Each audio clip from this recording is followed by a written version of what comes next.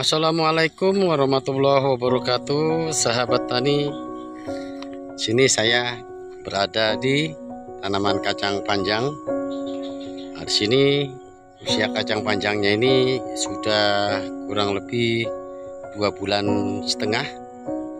dan alhamdulillah ini sudah berbuah yang pertama ya, dan bisa dilihat ini panjang sekali nih dari kacang panjangnya tuh. Kalau diukur kurang lebih 1,5 meter ini sahabat tuh. Nah, ini kembang atau bunga tetap bermunculan, dan ini juga panjang sekali. Nah, sekarang saya akan melakukan pemanenan.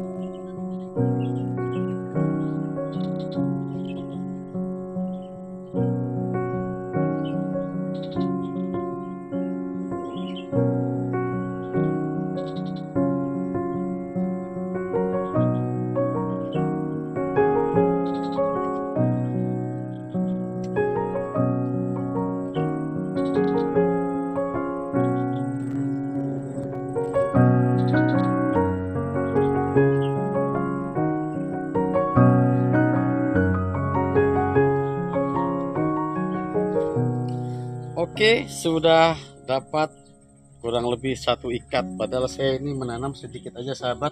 1, 2, 3, 4, 5, 6, kurang lebih ada 15 titik. Tapi di sini saya panen panjang bukan sahabat kacangnya. Nah, di sini saya akan sedikit menjawab dari pertanyaan salah satu sahabat di video saya sebelumnya, yang dimana bisa sahabat nilai sendiri. Kacang panjang ini sangat hijau dan sangat subur, juga buahnya pun sangat panjang. Di situ ada salah satu sahabat yang bertanya, "Bang, kok bisa tanaman kacang panjangnya kok sesubur itu dan berbuah banyak serta panjang-panjang? Saya menanam kok buahnya pendek-pendek dan kerdil," katanya begitu. Jadi intinya sahabat, dalam kita menanam kacang panjang itu faktor bibit paling utama. Cari bibit yang berkualitas ya. Nah, yang kedua, dalam kita melakukan perawatan ada 2 tahap. Yang pertama di masa vegetatif, yang kedua di masa generatif. Yang mana di masa vegetatif itu dari awal kita penanaman sampai tumbuh dari bibit kacang panjangnya itu hingga menjelang masa generatif kurang lebih di usia 1,5 bulan sampai 2 bulan. Situ kita harus perhatikan dari sisi kacang panjang ini pupuk yang mengandung unsur hara yang dibutuhkan di masa vegetatif. Unsur hara apa itu? Jadi di masa vegetatif unsur hara yang paling dibutuhkan terhadap tanaman adalah unsur hara yang berupa nitrogen yang tinggi, disusul dengan fosfor dan kalium. Begitu. Jadi di masa vegetatif, ingat sahabat ya, mengandung unsur hara nitrogen maksudnya yang tinggi, disusul dengan pupuk fosfor dan kalium. Kenapa harus unsur nitrogen yang lebih tinggi? Karena unsur nitrogen itu dapat mempercepat perkembangan tanaman untuk besar atau tumbuh secara maksimal hingga menghijaukan daun. Tetap harus diberikan unsur fosfor dan kalium. Karena apa? Fosfor itu tujuannya untuk menguatkan, salah satunya ya, menguatkan tanaman itu agar batangnya kuat, tidak mudah terserang penyakit, demikian, dan proses perakarannya pun maksimal. Itu diantaranya. Jadi Apa itu pupuk yang mengandung unsur nitrogen? Pupuk yang mengandung unsur nitrogen itu kalau kita membeli di toko pertanian berupa urea. Urea harus dosisnya lebih tinggi daripada kandungan fosfor dan kalium.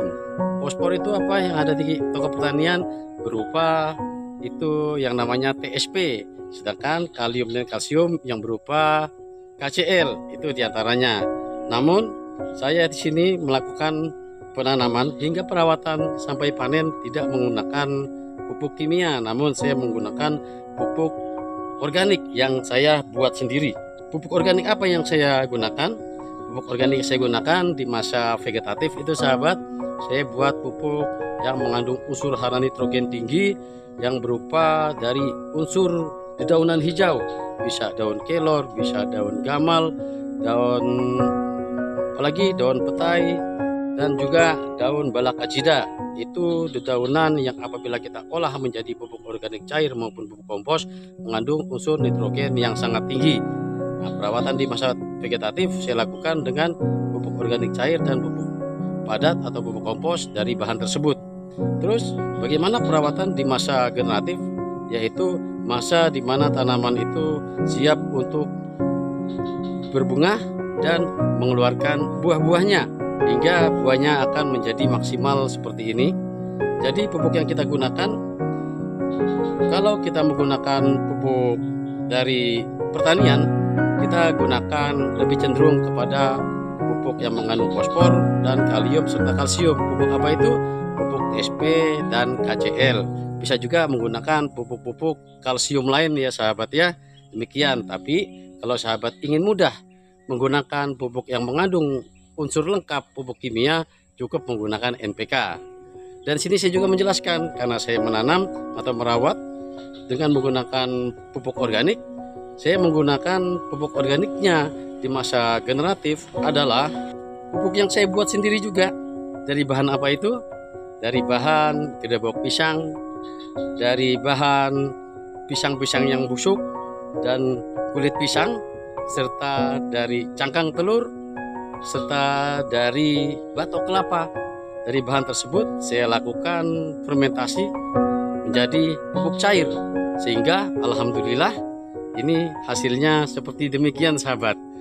Bila sahabat penasaran cara pembuatannya dari pupuk organik yang saya buat tersebut, bisa sahabat simak di video sebelumnya. Ada itu, kalau sahabat buka profil saya, sahabat lihat ada video saya sebelumnya cara membuat pupuk organik cair maupun pupuk organik padat, baik itu yang mengandung unsur hara yang dibutuhkan tanaman di masa vegetatif maupun di masa generatif.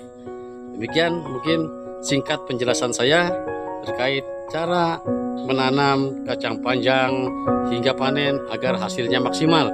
Di sini saya menanam hanya sedikit sahabat, tapi kalau saya konsumsi ini bersama keluarga sudah sangat berlebihan. Karena kita apabila menanam kacang panjang, kita wajib memanen paling minim 3 hari sekali. Karena panen kacang panjang itu tidak bersamaan sahabat ya, dia terus menerus. Ada ini yang sudah bisa dipanen, bisa sahabat lihat tadi, ada yang masih kecil dan ada yang masih berbunga. Dia akan terus menerus mengeluarkan bunga dan berbuah dan kita panen. Nah, terus sedikit saya jelaskan juga, di masa pembuahan seperti ini, unsur yang harus sahabat perhatikan adalah nitrogen jangan terlalu tinggi, unsur fosfor dan kalium serta kalsium itu yang tinggi. Begitu, sehingga proses pembuahan, proses pembungaan hingga pembuahan dan hingga panen akan seperti demikian. Terima kasih, semoga tutorial ini bermanfaat sahabat. Assalamualaikum warahmatullahi wabarakatuh.